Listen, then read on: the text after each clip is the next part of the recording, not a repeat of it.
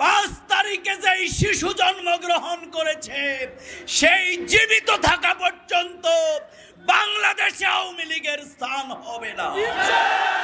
সংগ্রামী ভাইরা, আমাদের কেন্দ্রীয় নেতৃবৃন্দ বক্তব্য রাখবেন। আমরা যে লক্ষ্মীপুরবাসী আনন্দিত, আমাদের এই জনপদে বন্যা শুরু হওয়ার পরেই আমাদের সিফা সালার আমির জামাত এখানে উপস্থিত হয়েছিলেন।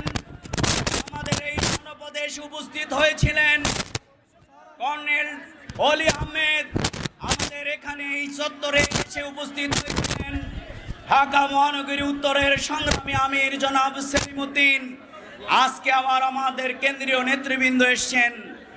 লক্ষ্মীপুর সেই ময়দান, আমরা যেখানে দাঁড়িয়ে আজ কথা বলছি, আমাদের হৃদয়ের সকল আবেগ আমাদের এখান থেকেই মাত্র কয়েক গজ দূরে শুয়ে আছেন আমাদের মানবতার সেই ডাক্তার, গরিবের ডাক্তার নামে খ্যাত আমাদের প্রিয় ভাই ডাক্তার ফয়েজ আহমেদ, যাকে তার বাসা এখান থেকে দেখা যায় সেই র্যাব এবং পুলিশ শেখ হাসিনার পেটুয়া বাহিনীর নির্দেশেই তাকে 7 থেকে গুলি করে তাকে শহীদ করা হয়েছে। আমাদের এখানেই কিন্তু হত্যা করা হয়েছে এই আসনের সাবেক সংসদ সদস্য শ্রদ্ধেয় মাস্টার শফিকুল্লাহ সাহেব রাহমাহুল্লাহের সুযোগ্য নাতি আমাদের প্রিয় ভাই জাহিদ মনির বিন মনিরকে এই জনপদে হত্যা করা হয়েছে।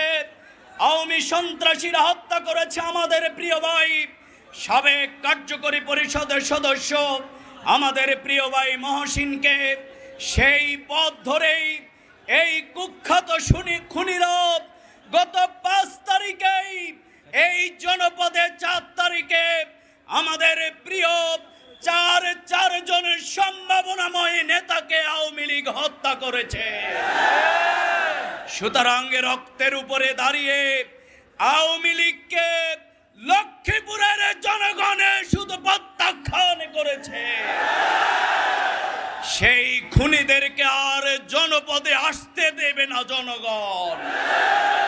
শেখ হাসিনা 15 বছর আপনি শাসন করেছেন, কিন্তু ছাত্র জনতার আন্দোলনে আপনি 5 মিনিটের মধ্যে পালিয়ে যেতে বাধ্য হয়েছে।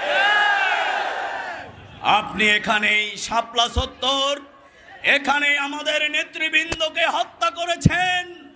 এই জনপদেই আলেম উলামাকে হত্যা করা হয়েছে।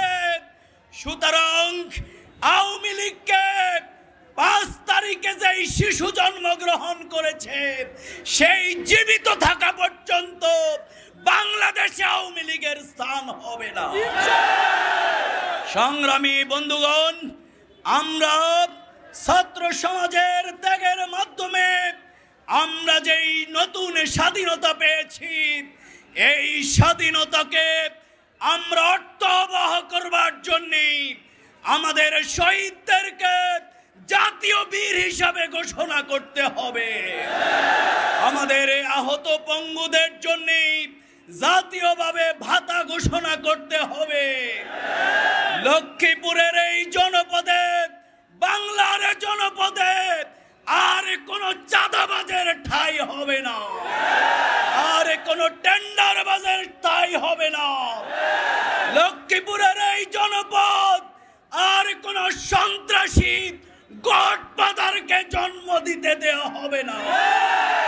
তাই আগামী দিনের এই জনপদকে গড়ে তুলবার জন্য আসুন আমাদের নেতৃবৃন্দ, আমাদের জাতীয় নেতৃবৃন্দ আজকে যে এই বক্তব্য আমাদের উপরে আমাদের জন্য রাখবেন, আগামী দিনে একটি মানবিক, আগামী দিনে একটি সুন্দর লক্ষ্মীপুর গড়বার জন্য আমি আপনাদের এই জনপদের সন্তান হিসাবে একটি মানবিক, একটি সামাজিক উন্নত লক্ষ্মীপুর আমরা গড়তে চাই।